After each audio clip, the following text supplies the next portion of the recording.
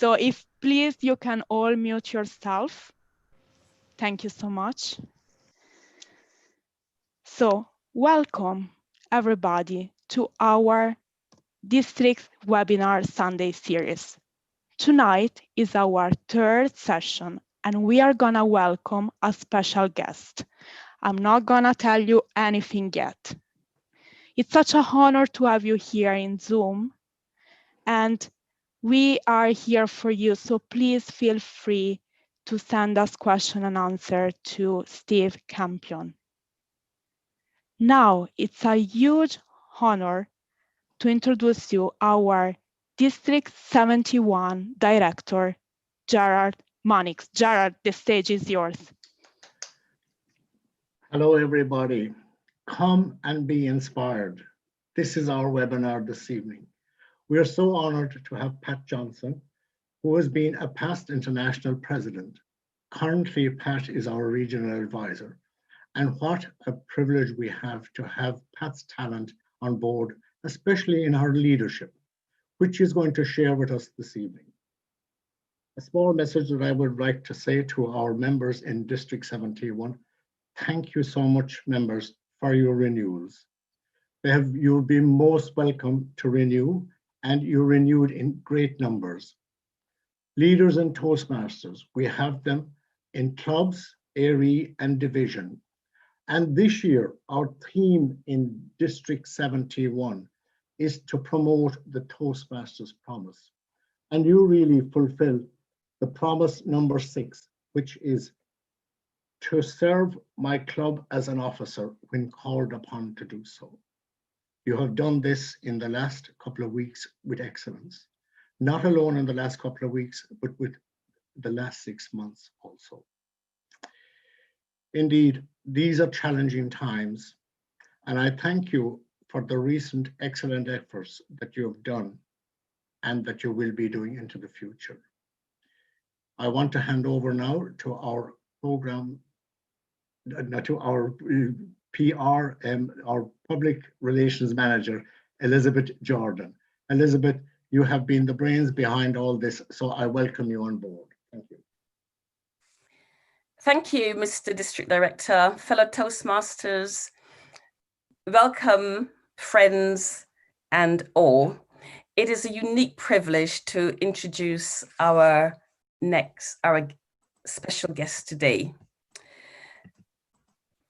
She doesn't need a major introduction because she's known, respected, and loved around the world for what she's done for Toastmasters. Pat, as we say in the UK, came up through the ranks. She was like any of us. She was a Toastmaster in a club, but she rose to the pinnacle of the organization, and in 2010 became its international president. And in this year, 2020-21, we are privileged to have her as the Region 10 advisor. And I can speak from personal experience when I say she has taken that position very, very, very seriously and is already advising all of us. So we are all in good hands. I am also very delighted that she's coming to us in October, because October is Toastmasters month. The month that is special in our calendar because on the 22nd of October, our organization will be 96 years. So that is a month of celebration. And in a sense, what Pat is doing today is kicking off, certainly for us in D71, our month of celebrations. And her topic is leadership. I can think of no one better to share with us her leadership stories and her leadership journey. So let's put our hands together and give Pat a wonderful D71 welcome as she talks to us about leadership lessons. Applause for Pat.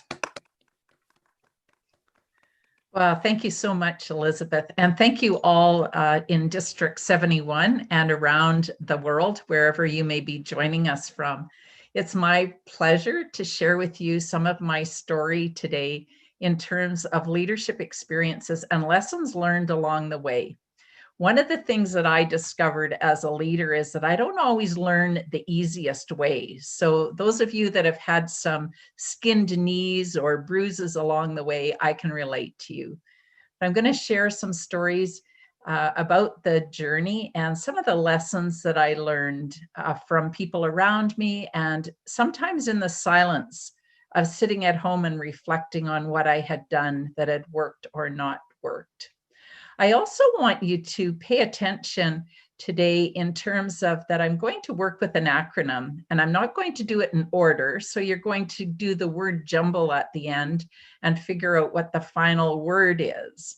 So I'll give you letters as we go along that'll relate to some of the lessons, and then we'll figure out what the real message is for leadership overall. So the first story I want to tell you relates to the letter E. And this is about energy. On many, many levels, we need energy as a leader. Let me explain this to you. Where I come from and where I live in my beingness, this is about having a balanced life so that I can be energetic, that I can be present, that I can be excited. And so for me, this means that I live a balanced life. I have to look after the 4 quadrants of my life, whether that is the emotional, the mental, the physical, and the spiritual beingness of us as leaders. So we must care for ourselves. It's important to have that reading, that exercise, those puzzles, that mystery, that deep conversation, that program that we take part in, where we challenge our brains, where we might research something. So keep working and building that mental muscle. Because remember, Toastmasters is about listening, thinking, and speaking. So think deeply about topics as a leader. Think about what is the world of possibility. Think way beyond the boundaries of what you're experiencing right now and envision a future different than it is now so that you can grow and expand into that. So really use those mental muscles and exercise them and build them strong. That emotional part of our well-being, to have those friendships, to have those guy friends or those girlfriends that you can tell your secrets to, having a safe place where you can vent and it goes nowhere else. This is one of the gems in my leadership experience, was to learn that it's okay to vent, but be very careful where you vent, that it's not for everyone to hear, but it's that one person that you trust, that you can say anything to, and you know that it ends right there. And that fun, that emotional part of us that needs to have fun, find the child in you, reconnect to that, because leadership can be really heavy and tough some days, and you need to get out on the swing and you need to swing up into the sky, or you need to grab arms with somebody and skip down the street singing that song that you did when you were a child. And I've done all of those things when I was in as president, because you need that release, you need that emotional connection. And you know what? Not everybody likes you when you're the leader. So you really need to have those friends and look after them so that you've got a safe place to play and cry and just let down all your guards to be yourself. So remember to really care for yourself emotionally. Physical well-being is critical as well, because we need the energy, because we're on call, and it feels like we're on call 24/7. And I think we are, but we'll have to ask Gerard about that. But it feels like we are. And so we need to be strong. We need to be well. We need to be resilient. We need to be well cared for. So that means enough sleep. Now, I'm not one that gets really hung up on enough sleep. When I was international president, I'll tell you, I didn't sleep many hours because I had a full-time job, and international president was a full-time job. So if we go 8 + 8, 16, eating, showering, doing laundry, house cleaning, it left about 3 hours for sleep. But sooner or later, you need to crash. Your body can't survive without sleep. Good nutrition is part of that physical. Don't live on burgers and French fries. You won't have the energy to keep going. You can't live on crisps, as you call them in the UK. You have to have those green foods. You have to have that nutrition to feed your body and your brain in particular. So really look at, how do you care for yourself? How do you hold yourself? Do you hold yourself valuable? Do you respect yourself and your body and your well-being? One of the things that I share with candidates that are interested, particularly in Toastmasters that are interested in running for office, one of the first things I say to them is, get in shape. Leadership is a marathon. It is not a sprint. The first 6 months of a year feel like a sprint, but then it turns into a marathon. And you really need to build that body strength and that mind strength. So build your physical well-being.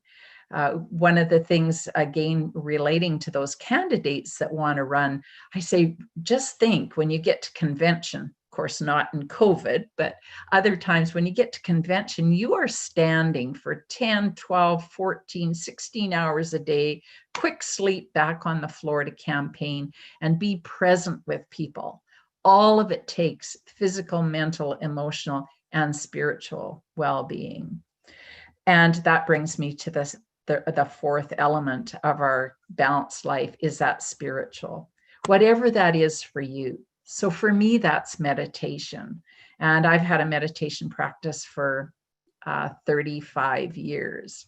That's that place where I get grounded. That's that place that keeps me out of ego, that keeps me real about what life's about, that I'm not the center of the universe. Well, some mornings I think I am, and then I look in the mirror and I realize that, no, this can't be the center of the universe. It has to be more beautiful than this, or it has to be more than just this, or bigger than this. So, but really look at, what do you need to do to feed your soul, to keep yourself centered and nourished at that level.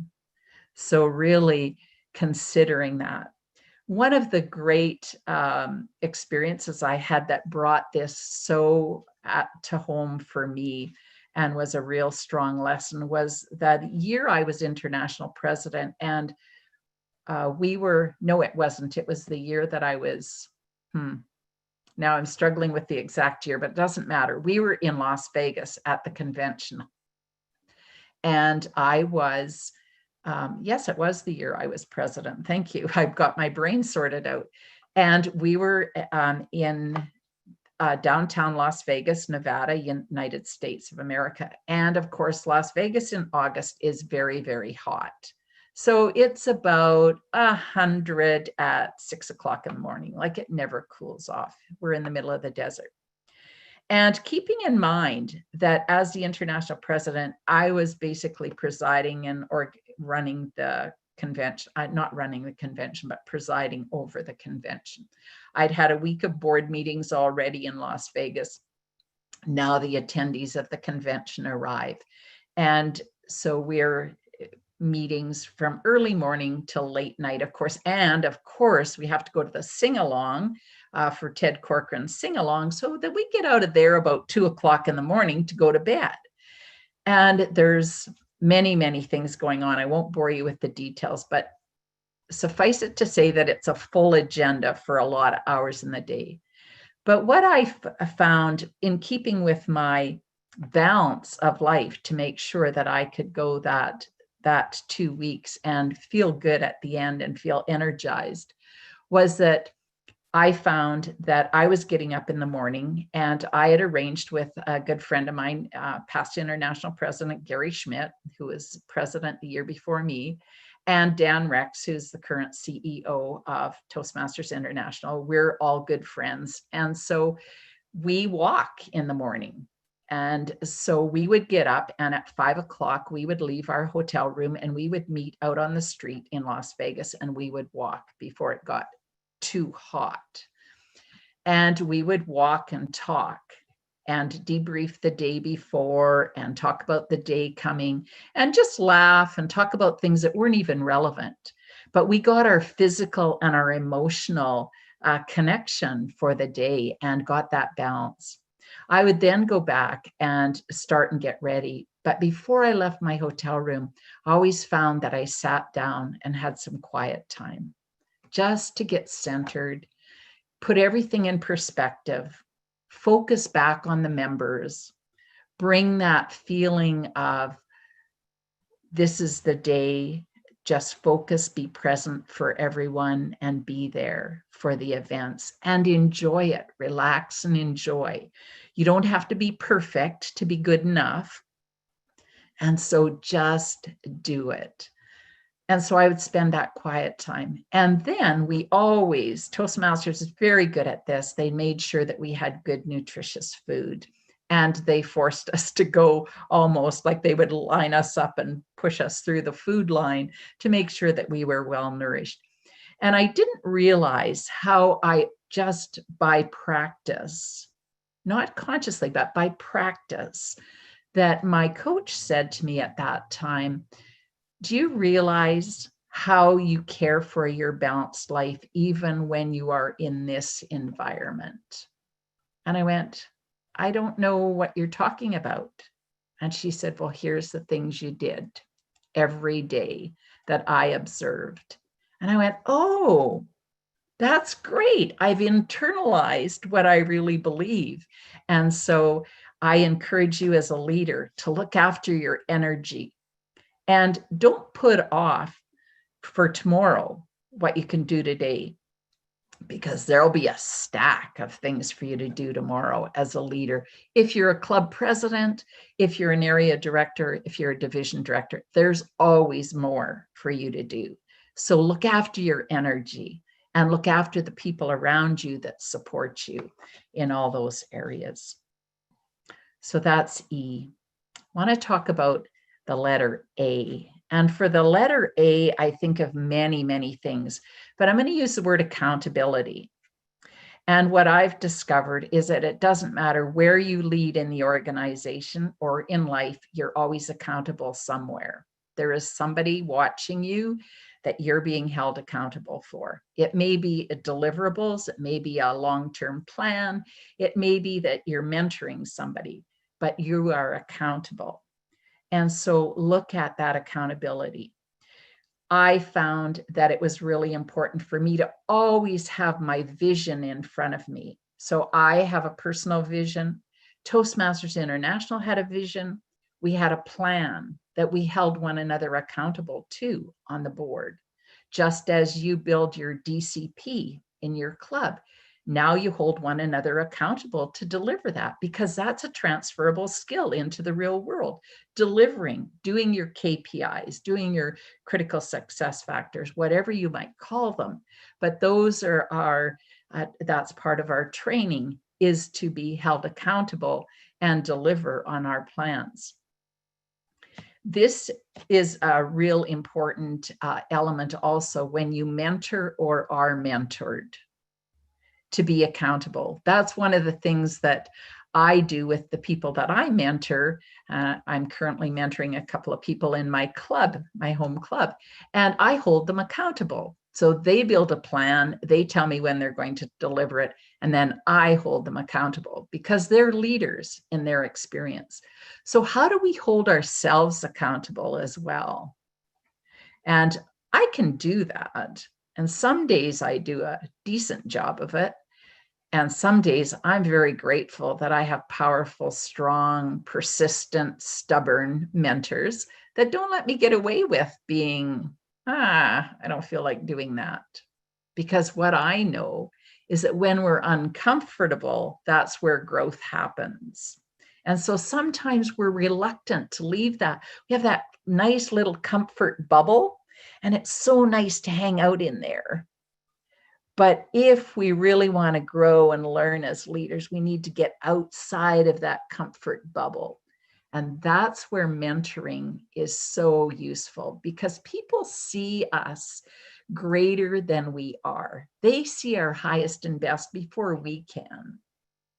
And that's what's so valuable in mentoring. Just as we might look, I would look at Elizabeth, for example, and go, oh, I see this in Elizabeth. I see her showing up like this. I see her potential as this. And Elizabeth might say to me, I don't see it that way. But it's different because we look through different lenses. And I see the lens of highest and best in you, and you might in turn see that in me. So really wear those lenses and hold one another accountable. One of the great experiences I've had in Toastmasters, and one of the reasons that I've stayed in, I've been in Toastmasters for 37 years. I've never had a break in membership. And the reason I'm here is from the very first day I walked into Toastmasters, I was challenged, I was mentored, and I was cared about. I received the very first compliment I can remember getting in my life at a Toastmasters meeting.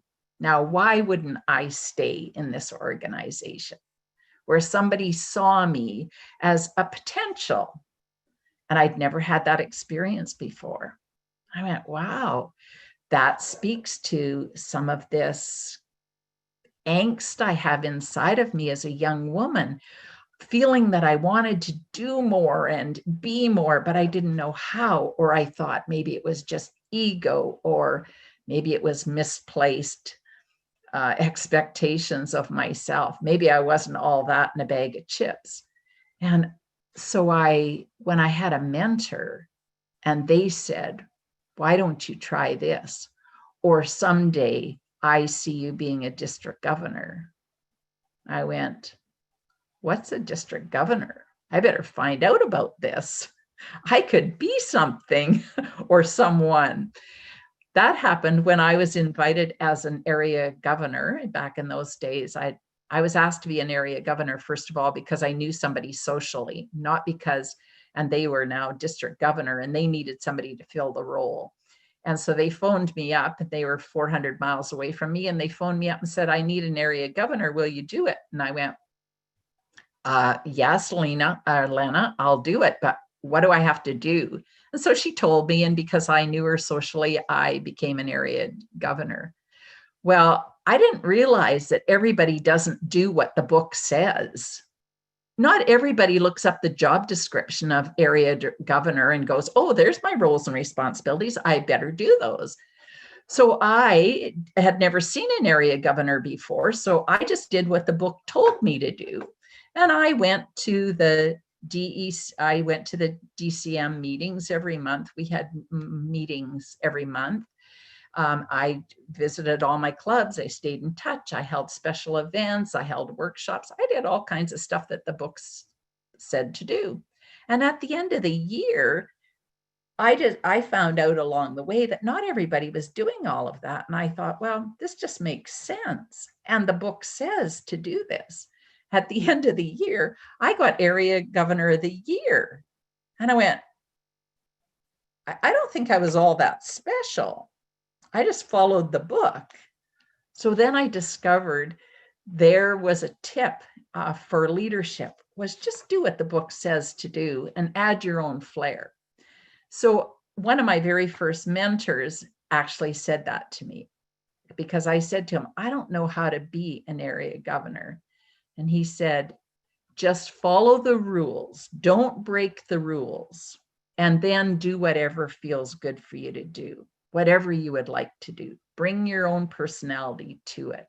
And so that's what I always attempted to do, was be me first, bring what I would love to do and my joy of it, and make sure I didn't break any rules. Breaking rules is not good if you're the leader, because people watch you, they set you up as the role model, and then they say, Pat did it, so it's okay for me to do it. Gerard did it, so we can all do it. So we set precedents. So hold yourself accountable also. and hold those around you accountable. Know that your team around you, if they're seen with you, also represent you. So be careful of the company you keep, because they'll build your reputation for you unaware. And people will say, she does that because I saw her with, or he does that because he's hanging out there. So be careful. And it's sad, but it's true. When people see you, they watch what you do and they watch who you hang out with. My great aunt, who I absolutely adore, and I hold her as one of the heroes in my life, she always said, you'll be known by the company you keep. So aim high and be careful.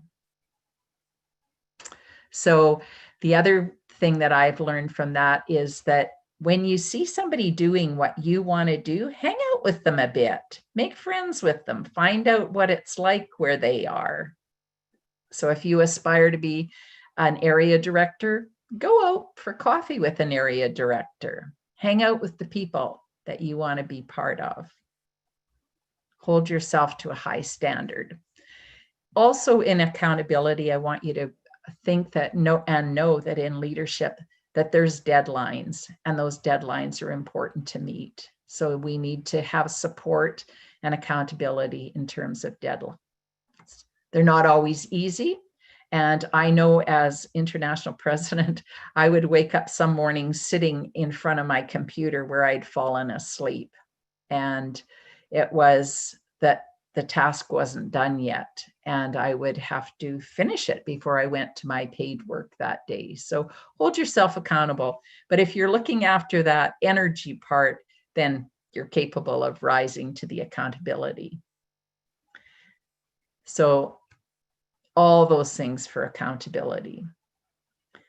Looking at H, I want to talk here about having the heart involved. And for me, this is really about passion for what you do. I think that as a leader, it is so important to be connected to our passion. If I was not passionate about Toastmasters, I would not have enough energy or interest in doing the things that I've done in Toastmasters.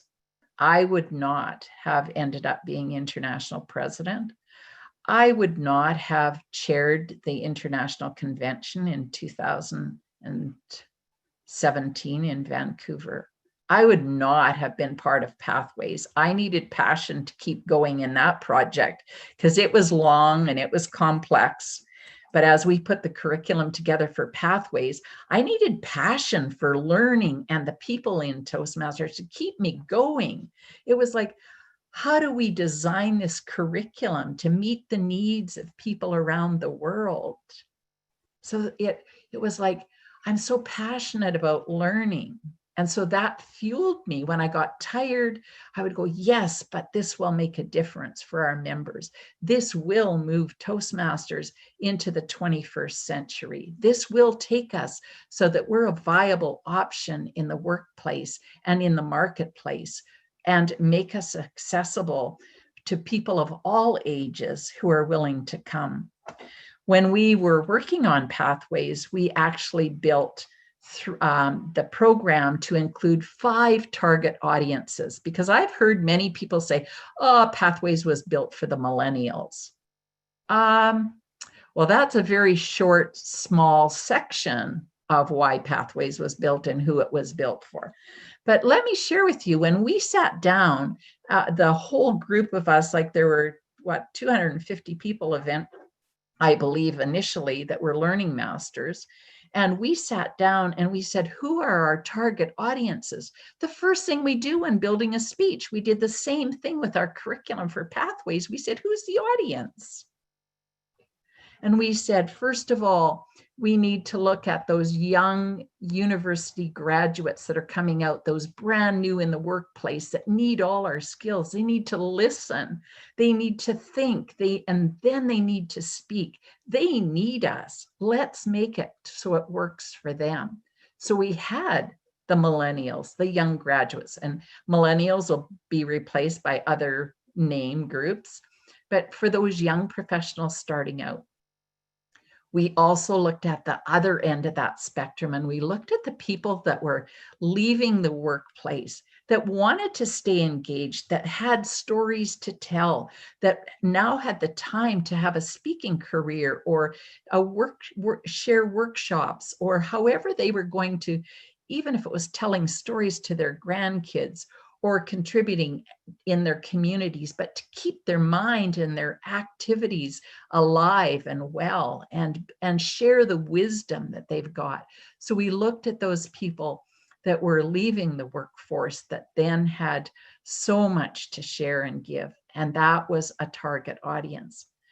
In between, we looked at the mid-career individual, the person that was stalled out, and that often we find are referred to Toastmasters by their supervisor saying, you need to learn how to run a meeting, or you need to know how to give a good report, or you need to learn how to give feedback because you're getting promoted to a supervisor role and you need to do that with your employees.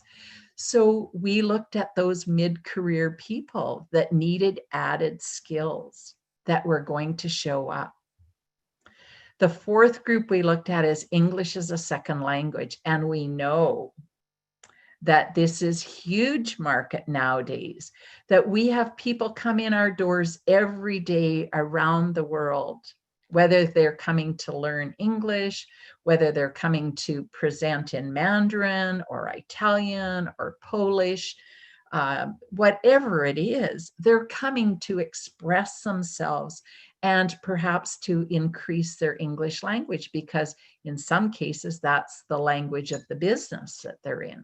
So we looked at that component. And the final group that we looked at was those professional speakers, those people out there that are making money because they've got expertise, they've got their subject matter experts, but they don't have very good presentation skills. And we went, they need us.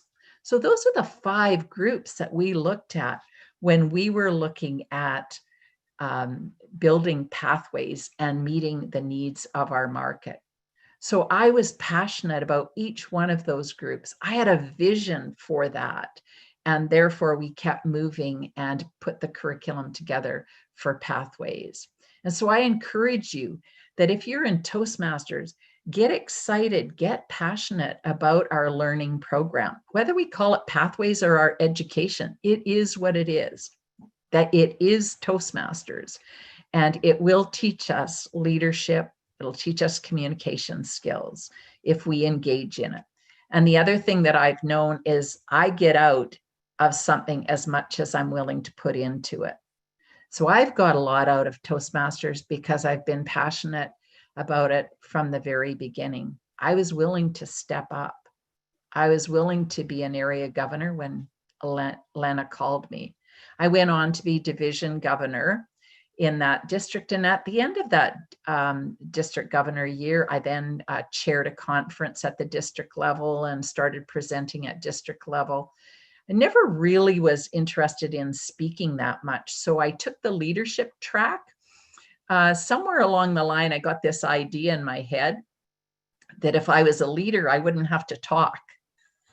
And because I was so shy about talking, I got into leadership. And the next thing I know, I'm on the center of the stage having to talk. And so it was kind of a rude awakening to me that in leadership, you really hone your communication skills in lots of areas, that you can't hide in leadership. But because I was had a vision of where I wanted to go, one step at a time through the eyes of my mentor. So when I finished being a division director or division governor in those days, I moved districts, and I moved across the country of Canada by 4 provinces, and I ended up in the province of British Columbia, which is now District 21. And I arrived there, I had a DTM, and I'd been in Toastmasters about 7 years, 8 years. And I thought, I'm ready for district leadership. And so I went to the district general meeting, the annual general meeting in the spring where they elect officers. And I ran from the floor to be what's now the club growth director. And I was not elected. And I had this, now this is imagine this conversation in my head, okay? Nobody heard it but me. They don't know what they didn't elect. They don't know what I have to give. They don't know what they're missing out on. Why wouldn't they elect me? I would be fabulous in this job. This is a very private conversation, you know, the ones we have with ourselves when we're in the car driving down the freeway. But I also heard myself. And that's key. I heard myself. And I thought, well, they don't know because I haven't told them. And so the next year, and so they elected a fellow named Brian. The next year, Brian didn't run for the next office, which would have been PQD, Program Quality Director. He didn't run. And I thought, oh, this is my chance again. I'll run. And they'll elect me because they didn't elect me last year. So I ran. But I again ran from the floor. And they didn't elect me. So I went away. And here's where the great learning from leadership came. I got really reflective and looked at myself. And I said, you know what, Pat, one of the things that I know is that if you don't believe in yourself, nobody else will believe in you. So do you really, in your heart and soul, believe that you can lead a district? And I had to admit that I didn't think I was ready.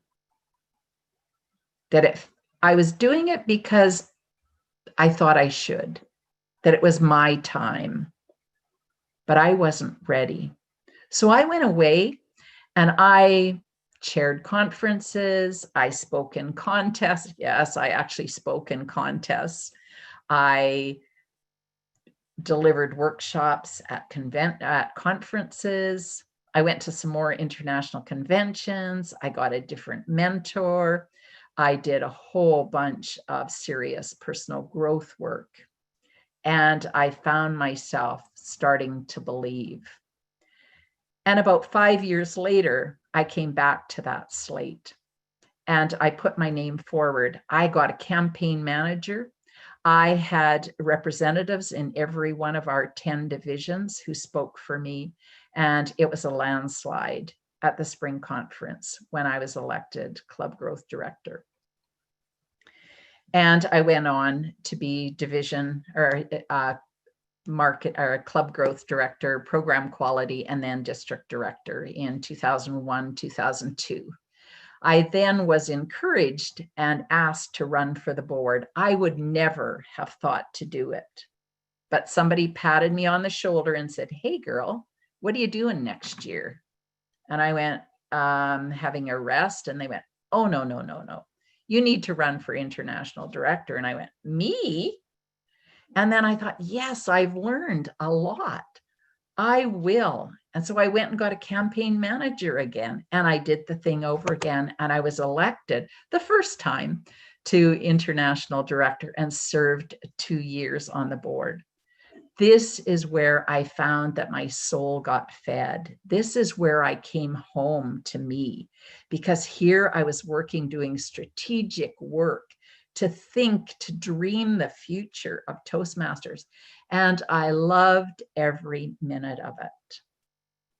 And what happens when your passion gets engaged, that people know that you're engaged. They see you excited, that you do your work, that you're fully prepared, that you're excited, you've got ideas, you've thought ahead, and you're willing to present them because you're passionate about them. And so my heart was so involved with this work. And during my first year, towards the end, somebody came and patted me on the shoulder and said, think about executive running for vice president when you're finished on the board. And I said, you know what? Thank you very much. I really appreciate that. But my goal is to be the very best international director I can be. And I'm doing one job now, one role. And at the end, yes, I will consider your comments. But right now, my focus is right where I am. And so at the end of my second year, I again was approached by a number of people, and I put my name forward and ran for what was then third vice president, and was elected. And I loved every minute of it. I found that place where I just felt like I was floating all the time because I was so happy and I was so passionate. And the other thing that happened with that passion comes courage, which is so important for leaders. You have to make those tough decisions, and people don't always like the decisions, but you balance what has to be done, what's important, and you keep going. So really bring your heart to it. The next one is team. And I'm not going to go greatly into this, but teamwork, you cannot lead and not have a team. You don't have to love one another, but you need to find a way to respect everything or something of every person on your team.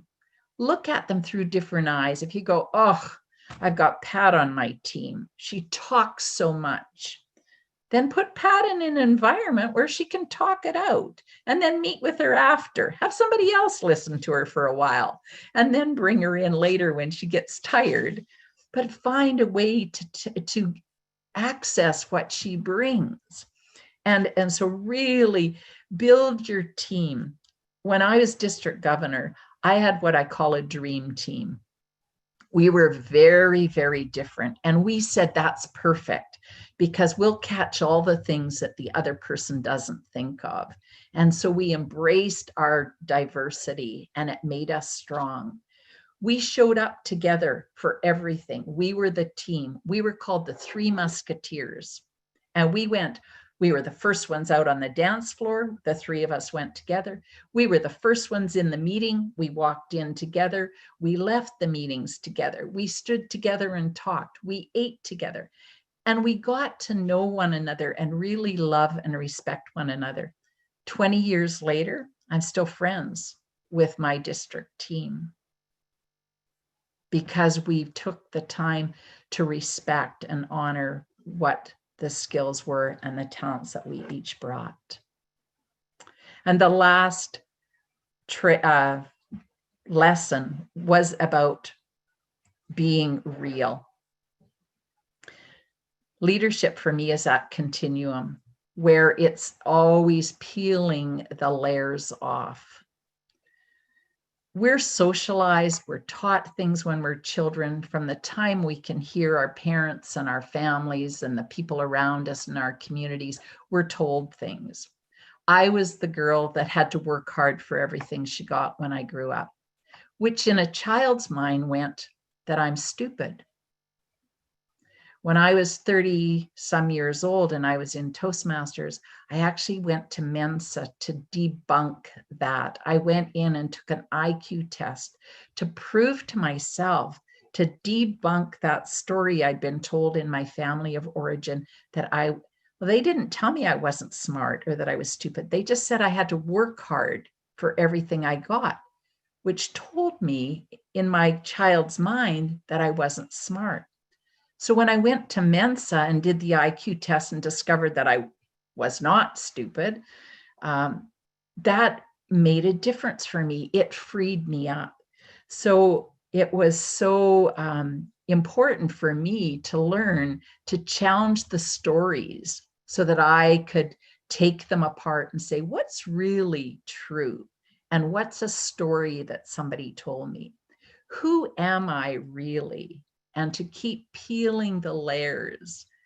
See, I discovered that I've got a really goofy side of me, the one that linked arms with the girlfriends and sang the songs as we skipped down the street. I loved it. I love swinging on swings. I love singing. I sing almost everywhere I go. I'm the crazy lady in the car beside you at the stoplights that's singing away. And it's okay to be authentic, be your real self as a leader, because, Groucho Marx said, just be yourself. Everyone else is taken.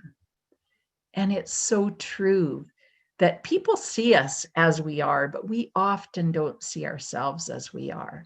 And this is who they want, is who we are. as a leader. So I'm going to stop because I see the red light, and thank you for Liz for being a great timer.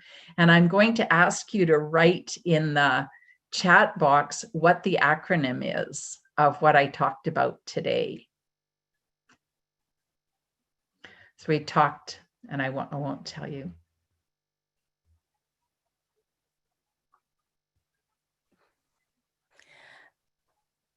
Is it okay to have the questions asked while we work out the... Oh, yes. Thank you. Yes, So, thank over you. to you, Mr. Chat Monitor. Thank you very much, Elizabeth and Pat. Thank you for the entertaining and engaging set of stories and leadership lessons that you've shared with us. Unsurprisingly, as you've been talking to us, we've been getting a steady stream of questions, which I've kind of grouped together because they've formed into themes. They've formed into themes of leadership qualities, learning about leadership, talk about pathways and club meetings, and then leadership within Toastmasters itself, maybe some topics about leadership outside of TMI. I'm very mindful that we've got limited time. So if you don't mind, Pat, I'll go through these with you, and we might seek to send a few of them to you later to follow up, if that's okay with you. So our first question is that you talk a lot about mentors and coaches, and I heard you use the phrase, you'll be known by the company you keep, which I personally like.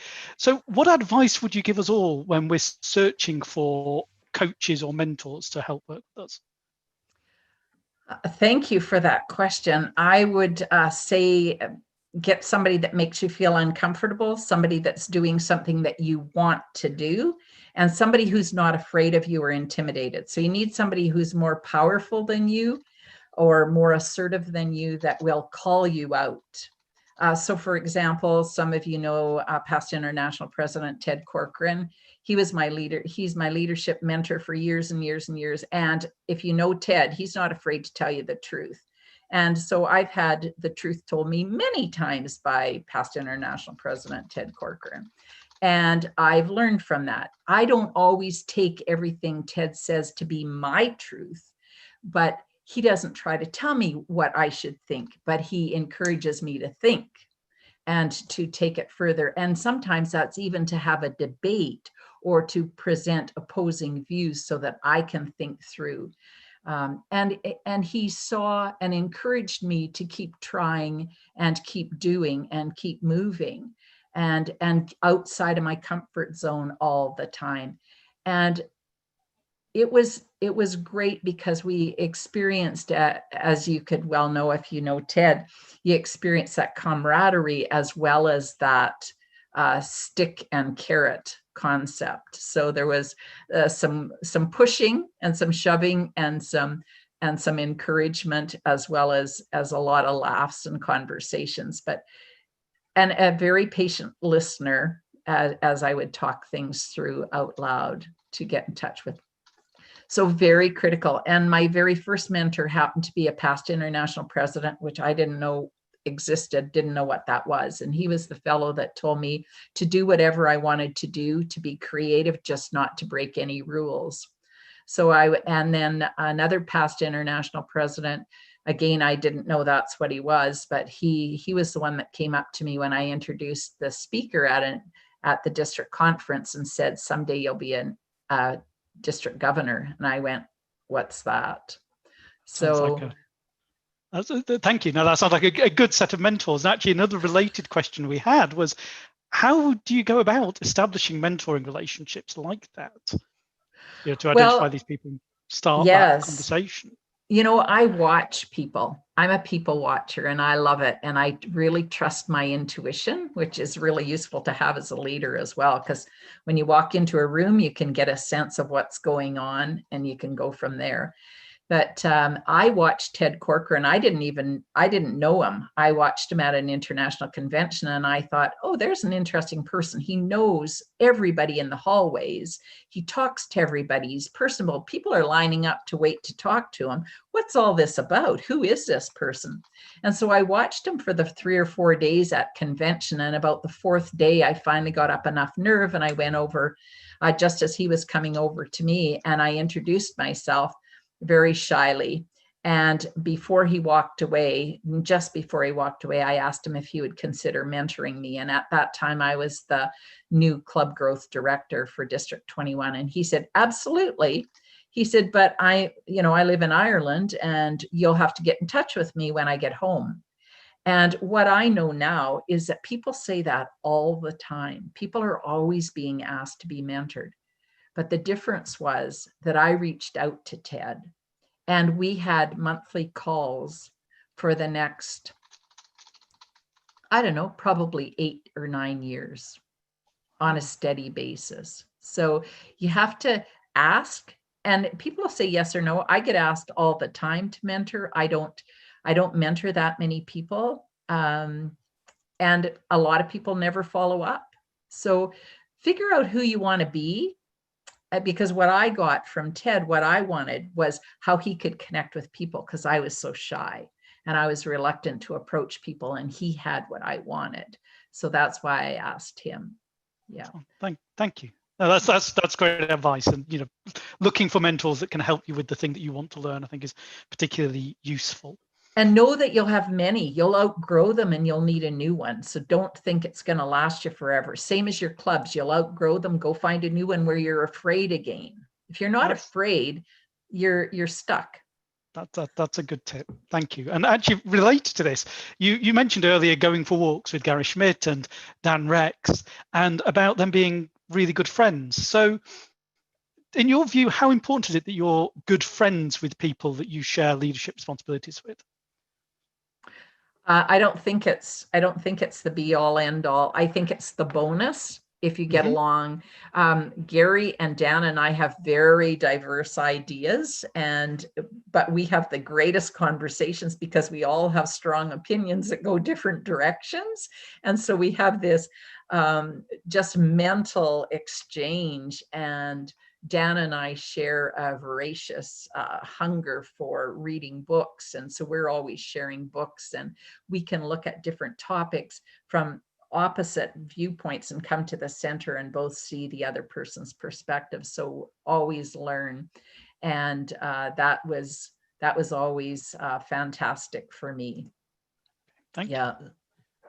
So, but I would say, and let me finish, I'm sorry, just say that you must respect them, whatever it takes to respect that person. I find that if you can't find something to respect, then they won't respect you, and it's not going to work.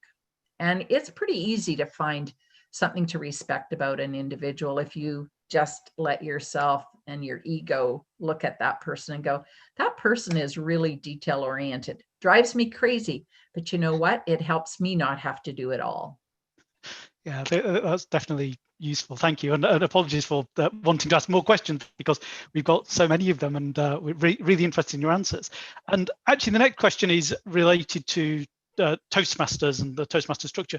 You talked about the importance of never breaking the rules, but what do you do if you feel that the rules aren't correct, or they're not valid, or that there's some sort of issue with them? How do you go about trying to get those changed or addressed? Well, those people that have known me for a long time will know that I'm a lobbyist. I always I'm this big picture person. So some of you know that I wrote a book on corporate programs and taking the Toastmaster program into the corporate world. And I wrote that book in 2018 as a result of me doing Toastmasters differently in the corporate world for probably 20 years. And kept experimenting with it. And then because I ran learning and development departments, I was very aware of what corporates were interested in buying or not buying. So I was doing one-on-one hours every month around the world with people that were phoning me and asking me about this. And then one of my friends said, why don't you just write this down in one place? And I went, that sounds like a really good idea. So I sat down, and in about 3 weeks, I wrote the book and got it published, and then put it out. So it's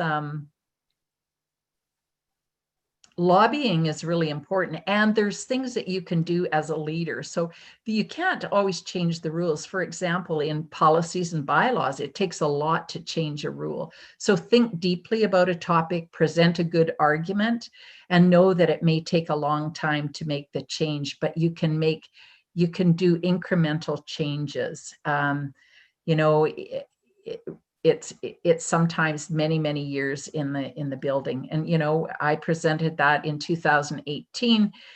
The Toastmasters International hasn't had the resources, and with the pandemic and everything else, that corporate programs has been put on the back burner once again. I continue and I talk to them and I encourage them and I keep it out in the forefront, and I won't give up on it, because I don't think I have all the answers, but I have some answers or some ideas. And so change is slow in most cases, and don't break the rules, because then you destroy your credibility. Then you can't get the audiences that you need. So respect the organization. I love the organization, and my goal is to make it better. There's nothing wrong with it the way it is. It's perfect just the way it is. And next year it'll need to be maybe better or different. Even more perfect. So thank you, Pat, and thank you for the great answers. Unfortunately, we have so many more questions to ask you. We'd love to spend many more hours, but I'm conscious of our time now, and we want to be respectful of our audience. So thank you once again, Pat. Thank you to everyone who's sent us in questions. Pat, if it's okay with you, I'll send them out to you later. We'll try and get answers to those, because I know we're all very interested in that. At this point, I would like to hand over to our district Club Growth Program Quality Director, Program Quality Director Daniel Sanders. Thank you very much, Steve. Big hand to you for a great job chairing the chat. Well, I've been called upon to give a vote of thanks, and it is an incredible pleasure to do so. Pat Johnson, I've come to know over the last couple of years, and she's truly an inspiration, and her perspectives on leadership and corporate clubs in particular are pure gold. So do help yourself to nice use of that. It's really appreciated. And thank you very much, Pat, for finding the time. Hopefully the different time zones haven't thrown you out too much today. No, not too bad today. You wouldn't believe that Pat Johnson was getting up through the night to train us earlier in the year, but she's well committed as our region advisor. So Pat, well done. And Elizabeth Jordan, I think we should all give a big hand to Elizabeth Jordan. She's now brought 3 top quality international webinars to this district, and they truly challenge us and inspire us at the top. And without that, where would we be?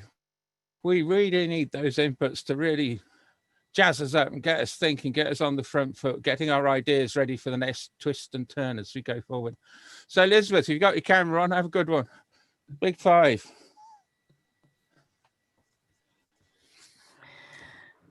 And none of this is technically possible without a very good technology team, a Zoom crew. And we got Gaia, I believe. You're in the house. Well done. Sarinka backing up. Well done, Sarinka. So got a YouTube team streaming us out. Geroid, Subanet, and Jenny. Well done. Thanks a lot for all your work.